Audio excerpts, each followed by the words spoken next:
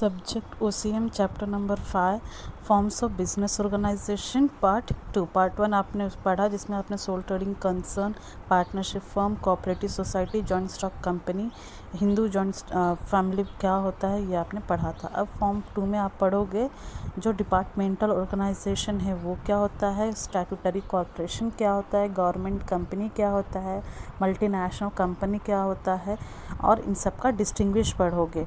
ठीक है, अब हर एक जो ऑर्गेनाइजेशन है हर एक का आप meaning, definition, features, merits and demerits पढ़ोगे। ओके, तो हम इंट्रोडक्शन पार्ट से स्टार्ट करते हैं। What is second forms of business organisation part 2 में आपको क्या क्या दिया हुआ है। ओके, सो इंट्रोडक्शन में क्या बोला है, in India there is a coexistence of private and public sector. जैसे कि आपने लास्ट चैप्टर में पढ़ा कि इंडिया में जो है बहुत सारी कंपनीज होती हैं, 3 टाइप की कंपनीज आपने पढ़े थे, 1% पब्लिक एंड प्राइवेट। लेकिन यहाँ पे आपने दिया हुआ क्या है कि पब्लिक और प्राइवेट सेक्टर्स जो हैं ज़्यादा इंडिया में चलते हैं, एग्जिस्ट करते हैं। अब प्राइवेट सेक्टर मतलब क्या हो गया, जहाँ पे सिर्फ इंडिविजुअल्स मिलके अपना ग्रुप बना के कंपनी को मैनेज करते हैं। यहाँ पे पब्लिक गवर्नमेंट का कोई भी इंटरफेयर नहीं करता है वो।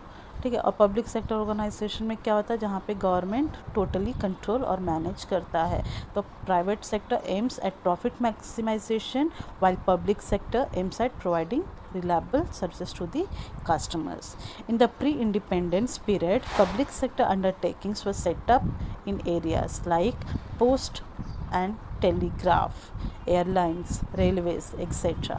After independence, public sector was undertaken as a part of industrial policy 1956. मतलब बिफोर द इंडिपेंडेंस का था, पब्लिक सेक्टर्स जो थे वो ज़्यादा चलते थे, लाइक पोस्टेज एंड टेलीग्राम वाला आप बीके में पढ़ते रहोगे, ये सब आपने सुना रहेगा। ठीक है, ये सब जो था ये सब गवर्नमेंट के ही सेक्टर्स ज़्यादा होते थे। लेकिन आफ्टर द इंडिपेंडेंस क्या हो गया कि प्राइवेट सेक्टर भी मार्केट में एग्जिस्ट करने लगे।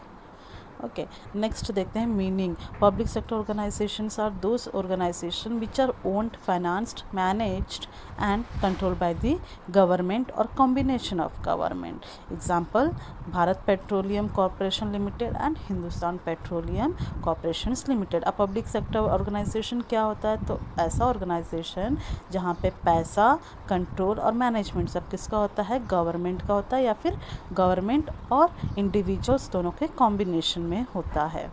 Next is definition of public sector organisation. So according to the Professor Hansen, public enterprises means state ownership and corporations of industrial, agricultural, financial and commercial undertaking.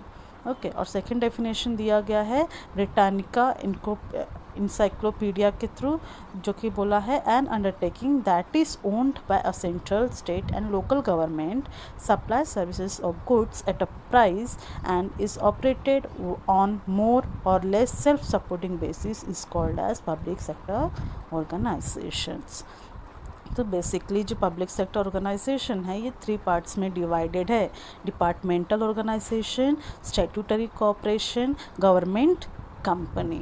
Okay, तो ये जो तीनों sectors हैं public organisations को वो हम next video में देखेंगे। Okay, thank you.